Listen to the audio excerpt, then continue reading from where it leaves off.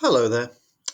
I'm going to show you how to approach writing a high level geography essay for the IB. I'm going to take you through the steps to how to break it down, and hopefully by the end, you'll have a better understanding of how to succeed, especially on the paper 3 essay questions.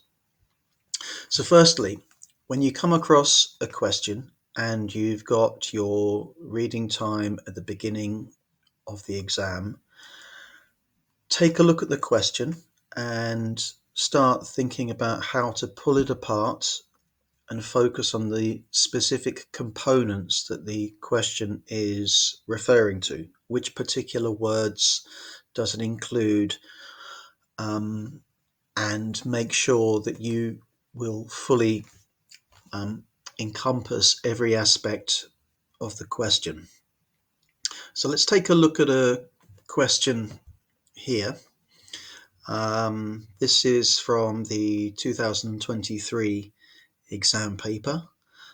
Like I've done here, break down the different parts of the question and kind of get an understanding of what that actually means. So first of all, in this one, using examples. So this may seem obvious, but it's making a direct request for you to include several different examples of, and in this case, it's diaspora populations.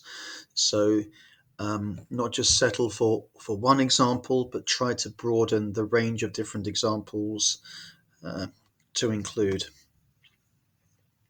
Secondly, the command word is to analyze.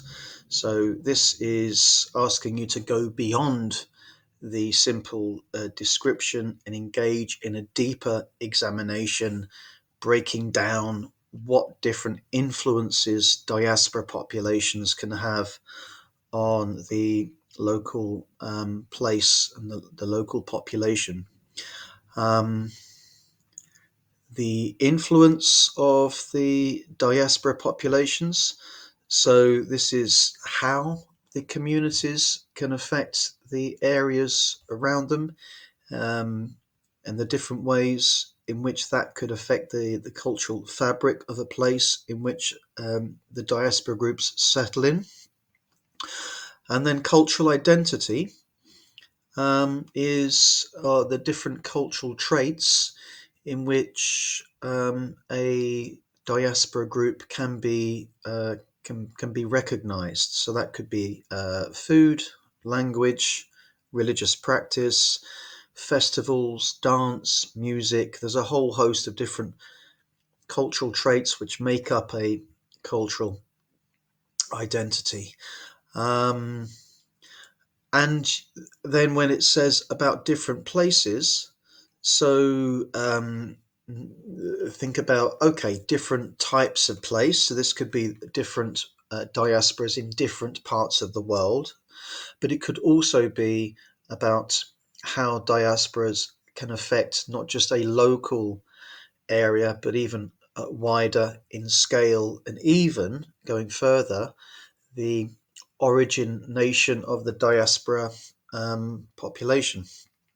Um, so that's the kind of the question broken down into different components. If you want to have a try, I put a question here um, about analysing how global patterns of aid and lending have created a more interconnected world. You try and do the same thing.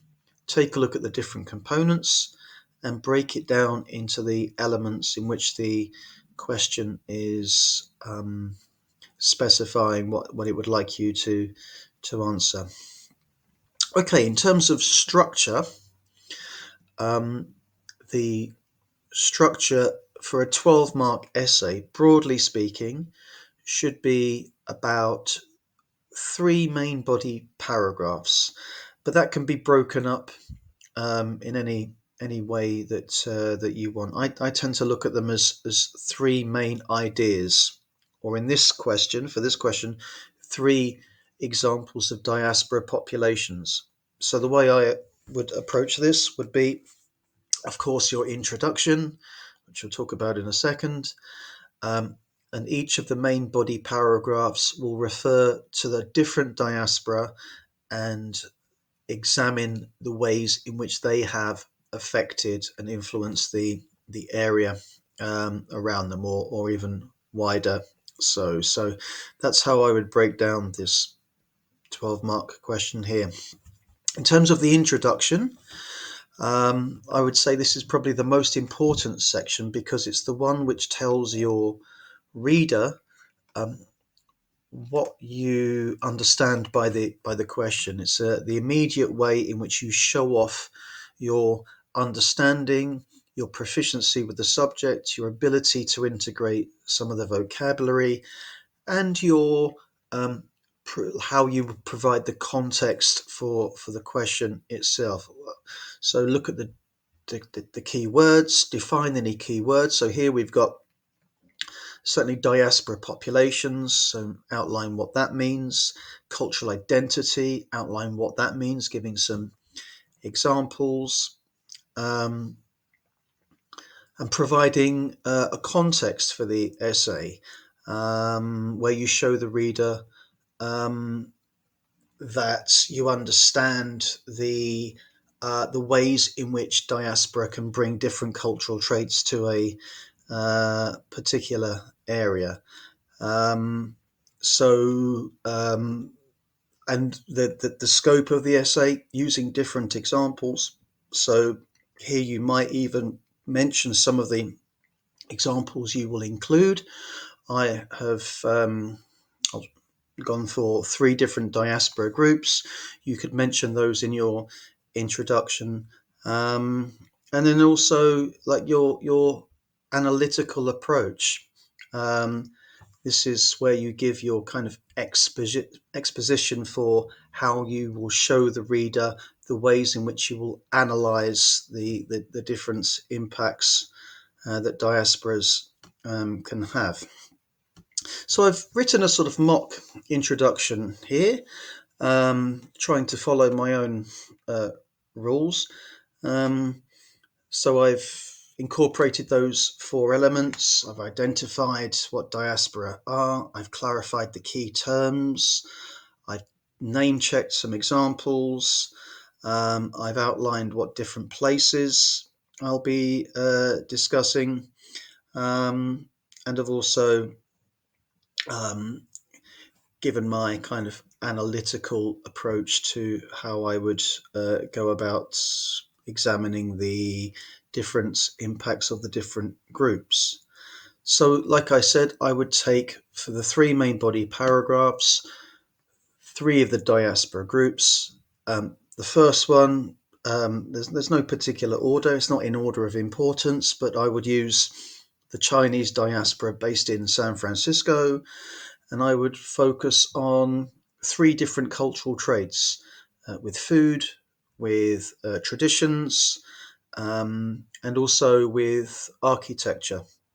And also bringing in the concept of hybridization as a way of showing that Chinese Americans have created their own separate hybrid culture. And my second example, my main body 2, will be the Irish example. This is probably my favourite example because there's so much you can say.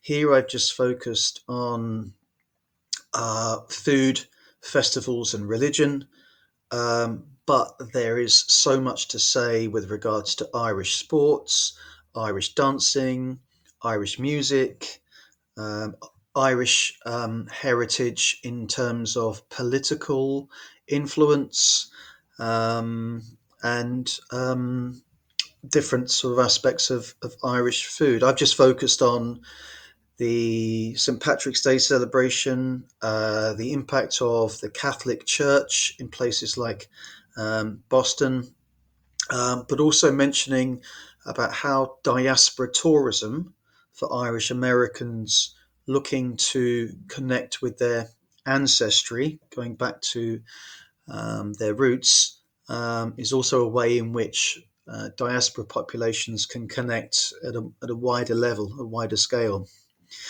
The third example, the third paragraph is the Indian diaspora. I focused on East London, but there could be a number of different urban areas where you can use as where Indian diaspora have settled, and the impacts through particularly through food. I've also talked about Bollywoods, and also wider in terms of the wider cultural impact through Indian restaurants and Indian food in the whole of the UK. So not just specifically within East London. And then finally, the conclusion. So the conclusion is a sort of summary of your main ideas. It doesn't require any critical evaluation or assessment here, just the kind of the main types of traits, the main types of diaspora group, and the ways in which local populations or even national populations have been affected as a summary of your main ideas. In terms of the assessment, the knowledge and the application of knowledge and the way in which you structure that knowledge, A1, A2, and A04, are what's going to be used to assess your 12-mark essay.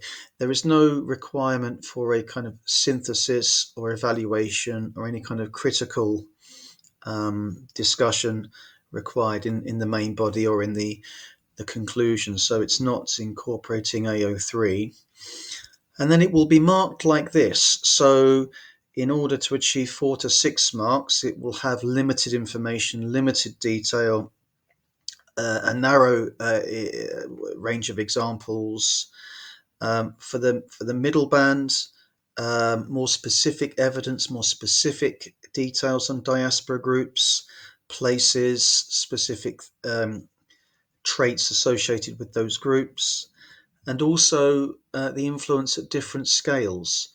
So locally, nationally, between host and source country.